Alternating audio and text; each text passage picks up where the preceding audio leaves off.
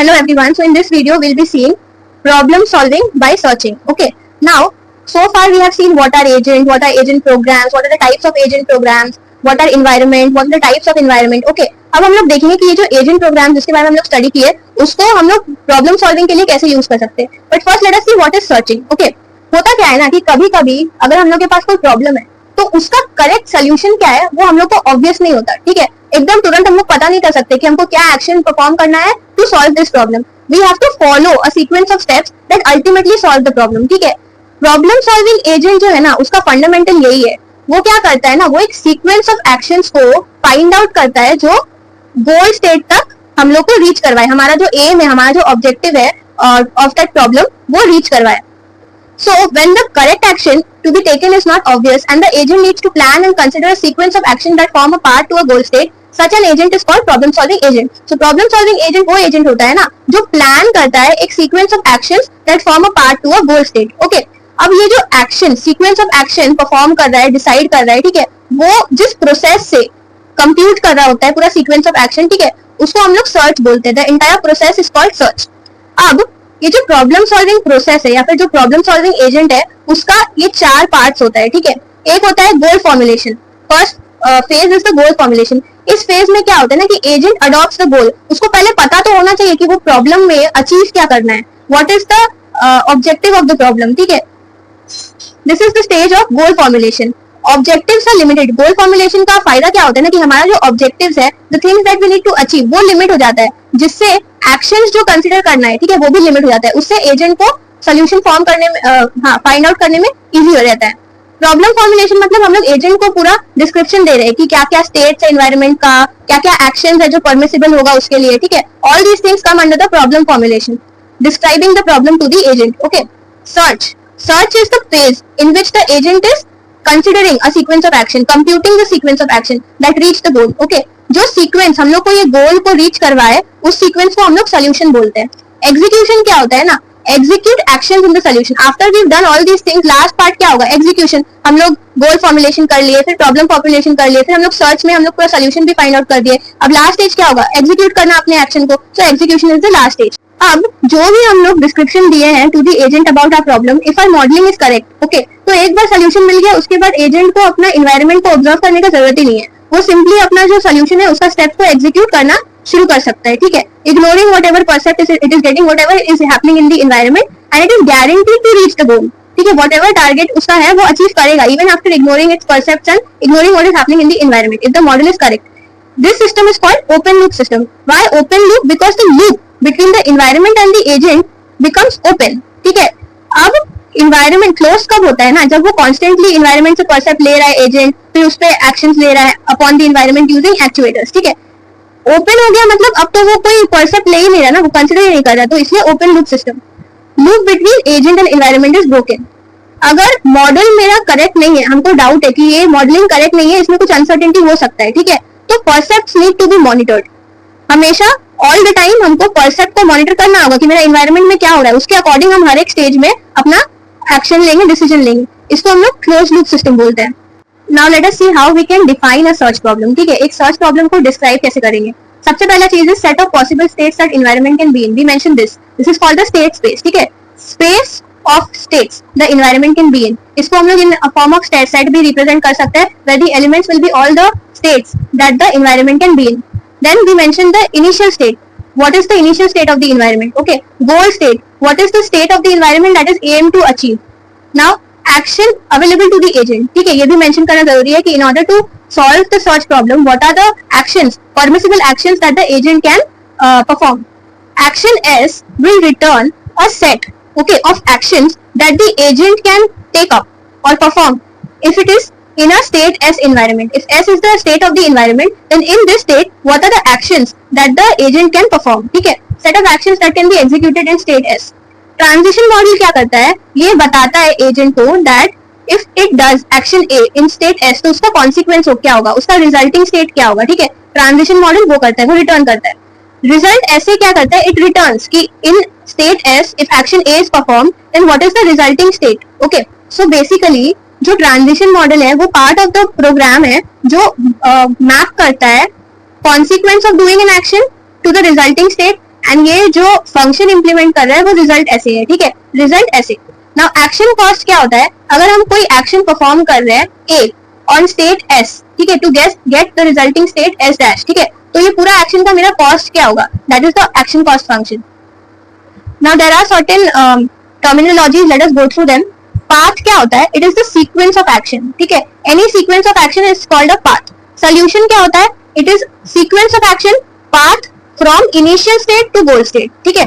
Optimal solution क्या होता है, it is the lowest path cost solution, ठीक है, the solution with the lowest path cost. Abstraction क्या होता है कि समटाइम्स हम लोग ना कोई प्रॉब्लम का जो इररेलेवेंट एस्पेक्ट्स होता है उसको एलिमिनेट कर देते हैं, ठीक है, उसके बारे में हम लोग नहीं सोचते, उसको रिमूव कर देते हैं, तो उसी को हम लोग एब्स्ट्रैक्शन बोलते हैं।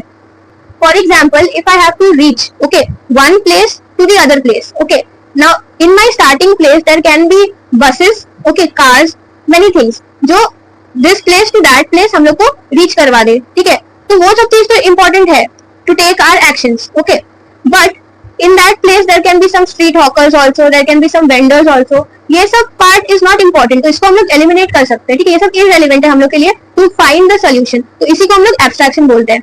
Now search problems can be of two types, standardized problem and real world problem, okay, standardized problem क्या होता है ना, इसका solution हम लोग के real world में कोई उसका use नहीं है, ठीक है, ये exist करता ही नहीं है in the real world, ये बनाया क्यों गया है, to test different algorithm का performance compare करने के लिए different algorithms को, ठीक है। क्या है स्टैंडर्डाइज प्रॉब्लम का एग्जांपल हम लोग आगे देखेंगे।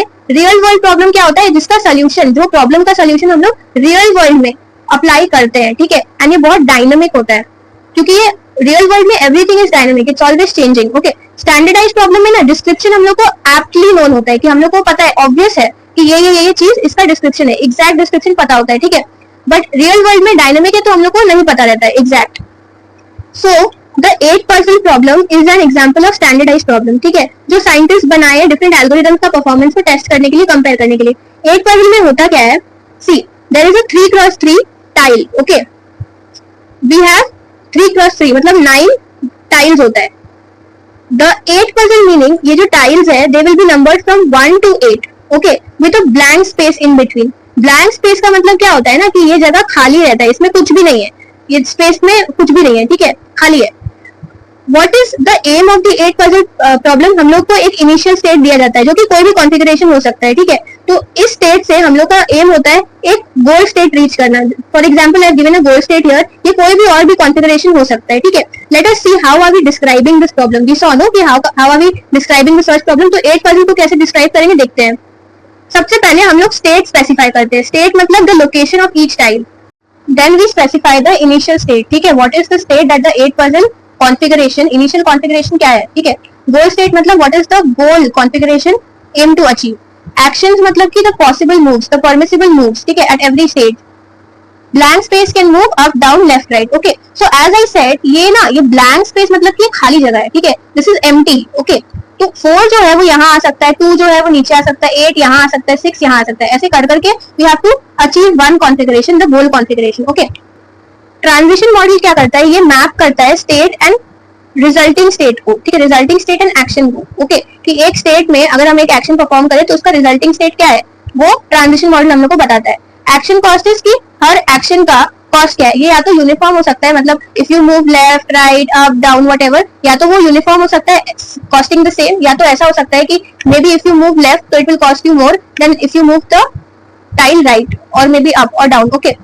नाउ हमारा रियल वर्ल्ड प्रॉब्लम का एग्जांपल है travelling salesman problem, okay, this is a part of DA also, okay.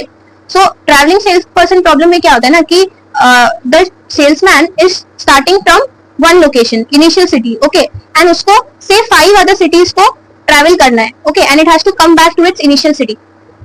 ये प्रॉब्लम का ऑब्जेक्टिव होता है to find out a path, okay, for the sales person such that उसका total cost of travelling through all the cities will be minimum, and you have to keep in mind कि no city is traveled more than once, मतलब अगर हम city A to B गए तो हम वापस city B को नहीं रीच कर सकते from any other node, okay. So traveling salesperson problem में this is what we do, we find the minimal cost to reach back to our initial city, okay, traveling through all the cities, and the lowest cost in doing so. Now we come to search algorithms. तो अभी तक हम लोग जितने भी search problems देखे हैं उसको हम लोग एक सर्च ट्री के फॉर्म में ग्राफिकली रिप्रेजेंट कर सकते हैं। Okay, now in this search tree जो रूट नोड होता है that is the initial state, okay, the state from which we are starting our search problem.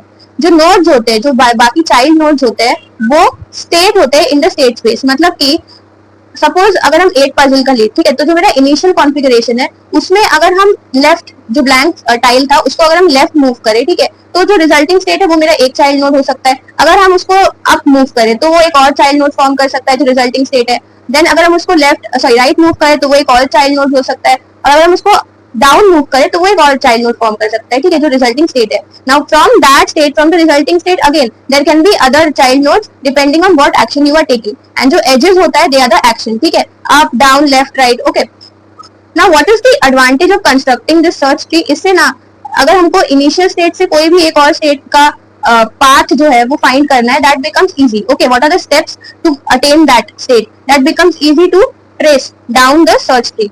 Now there are different types of search algorithms, ठीक है। अब ये uninformed होता है, informed होता है। इसके बारे में हम लोग डिटेल्स में आगे डिस्कस करेंगे, बट इस वीडियो के लिए the uninformed search algorithms do not have any clue about how close we are to a goal state, and informed में heuristic use होता है, heuristic functions use होता है which help us to determine how close we are to the goal. So basically uninformed search algorithms में क्या होता है, हम लोग स्टेप बाय स्टेप हर एक नोड को चेक करते जाते हैं whether it is the goal state or not. If we find that it is the goal state, then we stop right there, otherwise the search continues. But in case of informed search algorithms, these search algorithms have some heuristic functions accompanied. Heuristic क्या होता है? It is expert knowledge, मतलब एक additional knowledge होता है हम लोग के पास कि जो नोड है, okay, how close it is to our goal state, and depending on this knowledge only we are deciding कि कौन सा नोड हम लोग नेक्स्ट ट्रैवर्स करना चाह रहे हैं या फिर नेक्स्ट नोड पे जाना चाह रहे हैं। That's all for this video. Thanks for watching.